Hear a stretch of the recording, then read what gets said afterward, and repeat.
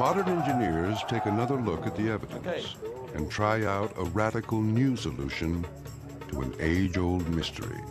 Ropes and nerves will be strained as another team struggles to recreate the amazing deeds of an ancient empire.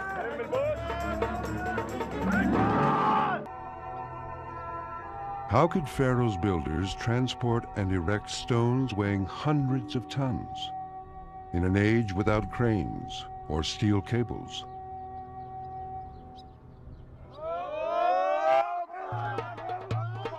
A team of experts will try to solve the mystery. They have 3 weeks to look at the evidence and recreate the Egyptians' remarkable achievements. Slowly the boat takes shape. The first major challenge our team will face is how the ancient builders moved giant multi-ton blocks of granite. One of the most important clues was found in the tomb of an official who lived almost 4,000 years ago. There's one tomb scene in all of ancient Egypt showing them transporting a colossal statue, and you see the colossal statue mounted on a sledge being pulled overland, and there are about 4 lines of rope going out with teams of young men dragging the statue along. Most of the evidence, and there's some other evidence as well, suggests that these things were pulled overland on lubricated surfaces mounted on a sledge. To bring the ancient scene to life, stonemason Roger Hopkins joins Mark Lehner and a large Egyptian crew in an attempt to drag a 25-ton block set on a wooden sled. Directing the effort will be Rais Abdel Alim. The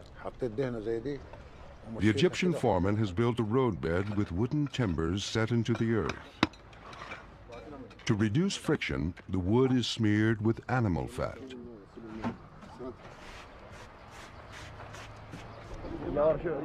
Abdel Alim has a lot of experience moving heavy weights, but he usually relies on cranes and flatbed trucks, not dozens of men. The stone should move easily, with less than 100 pullers. At least, that's what Roger hopes. I would think 75 would be sufficient once you get that initial motion going. Once you get the... To break the static friction, Abdel Alim orders the teams of men to bounce the stone with large levers.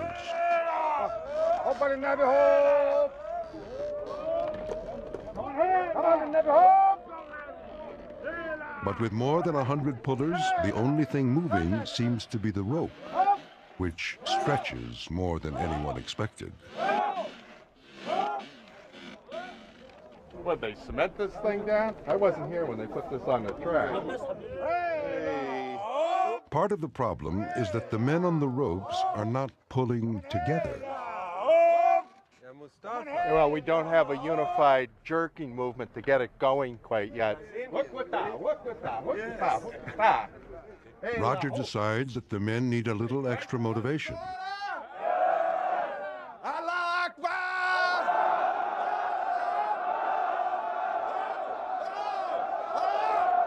Finally, with Roger shouting, "God is great," in Arabic, the stone lurches forward.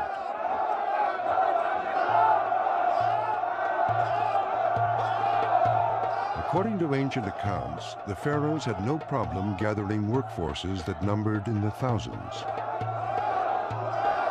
Some were slaves, others prisoners of war, but many were Egyptian soldiers, fulfilling their duty to their king and their god. Our crew remained enthusiastic, even though after several hours of hard work, they moved the stone only about 20 feet.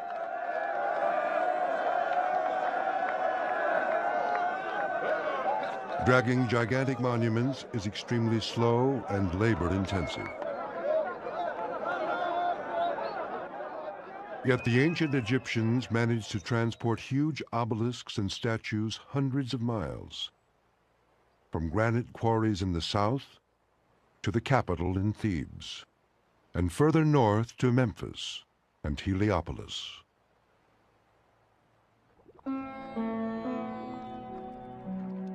Luckily for these long journeys, the Egyptians had a unique highway at their disposal, the Nile. The difficult challenge of all was to raise an obelisk. Carved from a single piece of granite, an obelisk could rise over 100 feet and weigh up to 500 tons. How did they do it? In 1994, a team of experts traveled to Egypt to tackle the problem.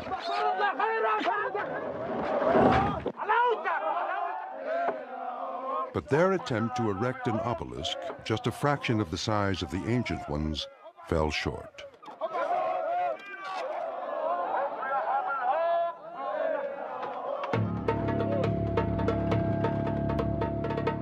Tonight, Nova returns to the land of the pharaohs. They're sitting on the sleepers now down here.